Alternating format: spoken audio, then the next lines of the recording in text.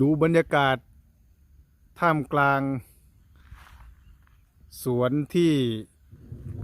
พายุฝนผ่านพ้นไปต้นไม้ล้มระนาวเลยนะครับน้ำไหลลงจากภูเขานะครับท่วมตามถนนหนทางนี่คือสระน้ำ